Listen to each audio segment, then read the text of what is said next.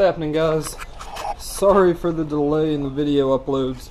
I've just been busy around here and lazy, and it's been cold, so I haven't been doing that too much often recently.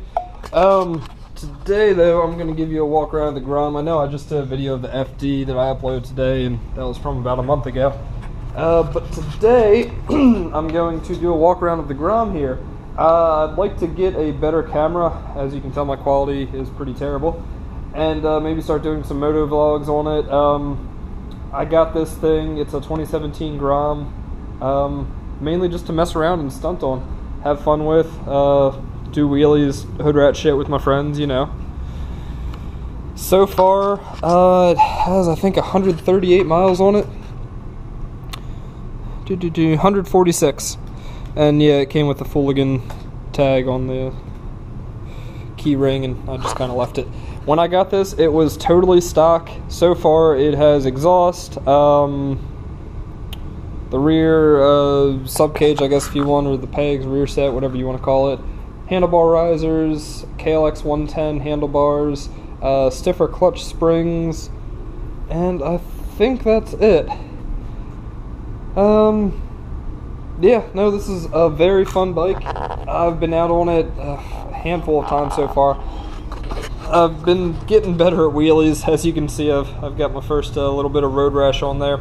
I did install the second rear caliper, which is a Brembo caliper, and that's got a handbrake up here, which has been repositioned, and obviously that shouldn't sit upside down like that, so I need to redo that. I think I'm going to mount it right here and have a longer hose come up for it. And that allows you to be able to take your foot off of the rear, or not hovering over top of the rear brake. If you put your feet back here to do stunts, or back here, wherever, or out in front of you, as long as you have one of your hands on this rear brake right here, then if you go back too far and you start to loop, you can tap that and it'll grab the rear brake and bring you back down forward. Paid a little bit for that setup. Got a good deal on it, has everything. Excuse me, I'm still getting over a cold that I had. Relocated this guy right here. This is for high beams, horn, and turn signals, but I have front turn signals at the moment, and those won't be there too much longer. Rears have all been deleted. The only thing I don't like about this guy is it does hide the rear brake light. That's kind of annoying. I could probably put something on the outside right here, but that's going to get scraped up when you wheelie anyway. So the only thing I'm thinking is possibly lower it. I don't know, maybe put something around the rear shock. Maybe put something off to the side of one of the swing arms. I don't know. I did recently see that they have a single-sided swing arm option for this. I looked it up. It's fucking $2,000 for a single-sided swing arm. How stupid is that? $2,000. These parts are stupid expensive, and I hate to say it, but most of the Grom community is a bunch of fucking hipsters that have never ridden motorcycles before, and they got this as their first motorcycle. Okay, cool, whatever. Not hating on that. I'm glad you're getting into motorcycles. Back in those 60s, 70s, 50s, they had small bikes. They had mopeds that are smaller.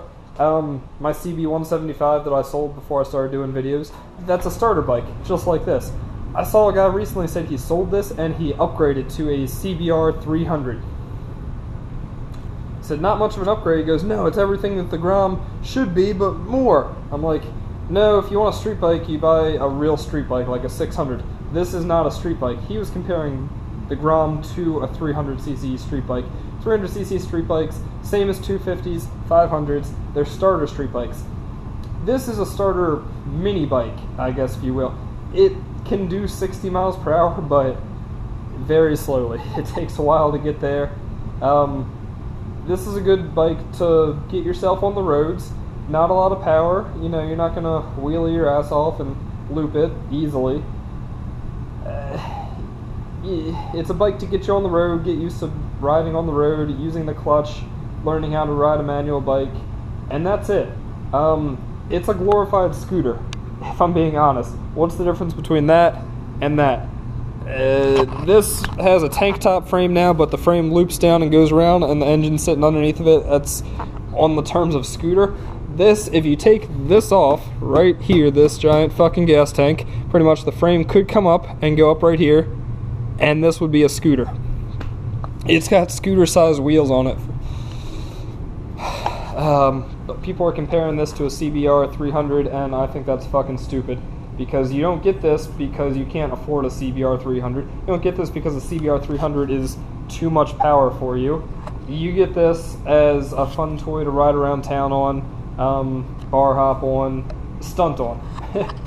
You know, unless you want a full-size stunt bike, which people are giving me shit about getting this and not a 600 or something stunt on. And I was like, well, you know, I'm still learning. If I drop it, I want to drop something cheaper and that won't also hurt me. So, ended up with one of these. Got it for a pretty good deal. It had like 60 miles on it, 70 miles on it when I got it. I paid $2,700 for it. It's a 17 model. Still has the warranty on it, which, I mean, it's going to be shot anyway. And the only thing I don't like is it's hurting on power, which I knew. And you don't buy one of these to go fast. You don't buy one of these expecting it to be fast. I think it makes all of about 9 horsepower. I might have squeezed another pony out of it with the exhaust. And it's got also a front sprocket that's less one too. I think it's down to 14 from 15. One thing I can't get used to, and I know I haven't commented on it yet, but the pink grips, awesome, right? Previous owner did put those on. That was the only thing that came on it. And whatever, they didn't have the stock ones, so I said, screw it, I'm just going to leave them on there. Technically, they're aftermarket anyway. Fuck it. Why not? Run them until they're done, and then put some black ones on it, or green, or some shit. What was I getting at? Oh, clutch dropping. So, everyone tells me, and everything I read says, you know, rev the engine, pull the clutch in, drop the clutch, and lean back. I can't get into it. I don't know if it's the way that I learned. The KLX 110, I picked up one of them. First gear, second gear, you just go and lean back. There's no clutch on those, they're semi-auto. And you do wheelies. My KTM 300, you just lean back and crack the throttle. You don't even lean back on that. You just crack the throttle if you want to go up, and it just goes up. You don't have to clutch drop at all. I couldn't get behind clutch dropping on this. I tried it. I sat back a little bit. I think I was able to do it once, and it came up real fucking high. I said, nope, you know what? This isn't for me. It's too much of a snap instant. So the way that I've been wheeling on this is I'll get up to about 10 miles per hour or so. I'll let off of the throttle, let it idle down, just not idle down, let the acceleration slow down, and it compresses the front forks actually. When it goes in, hopefully you guys can see it, it'll compress the front forks a little bit. And then as soon as they're down, I crack the throttle open, go back open, and lean back, and that brings it up. For me. Now, everyone's different. I do have the stronger clutch springs in there. I'm not sure if that's going to make a difference for not dropping the clutch and just leaning back. I would imagine it might help a little bit with slipping. I put them in there to be able to do the clutch drops and bring it up easier, but I'm just not a fan of clutch drops. I'm not a fan of this engine. Don't get me wrong, it makes good enough horsepower to wheelie. It gets great gas mileage, which I don't really think that's a reason you buy a motorcycle. Gas mileage, and some people might, maybe mopeds. But I don't want to put too many mods on this engine because I think next winter I'm going to, if I still have it, which I think I will, CR250 swap it. Or any 250. I'd like to do a CR250, keep it in the Honda family, and just give it more horsepower. That'll probably triple the horsepower, if not more. And that should make this thing a lot more fun. It's already a blast to ride, but that should really make it a lot more fun. Parts for these are just so stupid expensive, and I think that's because the fucking hipsters are buying them, and they're just throwing money at them, like the person that had this before me. You know, I'm not trying to throw shade, but I think it was a girl that owned it, and they saw a couple Fooligan videos, the fucking keychain that's on my key, and they were like, oh, I'm going to be the next Fooligan, let me get this bike. Didn't know what to do about it, saw the parts were expensive. The whole exhaust for these are stupid expensive. They're like anywhere from $200-300 to $600. This is a Yoshi muffler. It was meant for a 13 through 15 model, which had it mounted up here. The whole system is about $500 some, $550. So I bought just the muffler from the guy. I don't know if he had the full exhaust or not, but regardless, I couldn't use it. Just the muffler for $100, $125. I had to flip this guy around. These welds are ugly. This is super fucking thin metal. I was having trouble not blasting through this, so I did a real low powered weld, and that got gunked up. I need to grind it down. This guy originally, because it was meant for up here, came down on an angle, so I cut that, flipped it around. This is a mid pipe.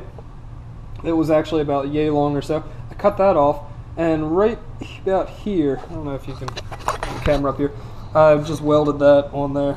And then this is the stock header. I have a total of about $150 in the entire exhaust. I'd like to maybe one day get a header, and then recut it off and redo it so it's a little bit bigger of an expansion at the header pipe. But you know what? It sounds great. I'll actually fire it up. Fuck it. Check engine light for fuel pumps priming. This is fuel injected. Fires right up. Doesn't matter what temperature it is. I usually have it sitting out back. Everything works on it perfectly.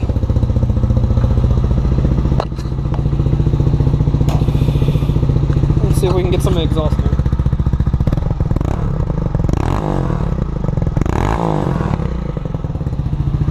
It's not bad. It sounds just like a KLX 110, which has a full Yoshi pipe on it. Chris, you're revving on a cold engine. Yeah, well, fuck you. It's a brand new engine. I'm going to swap it anyway, and it's new fuel injected. It's got plenty of oil, just an oil change on it. It'll be fine. So hopefully today I'm going to remount the little reservoir right here, up here, throw some brake fluid in it, and get that second guide bled. Here's a Brembo caliper. Yeah, that's what I'm working on today, and working a little bit more on the Skyline. I've got the single turbo mounted in, and I'm just slowly getting there. RX-7's at the shop, getting the engine mounts done for the F20 engine. I'm dropping the Skyline off to get a custom downpipe made for that. When I pick up the RX-7, the RX-7 will go straight to the drive shaft shop to get a new drive shaft for that transmission, back to the rear. And then I just need a harness and get a tune done and ECU. So a little bit of money. It is what it is. Thanks for watching.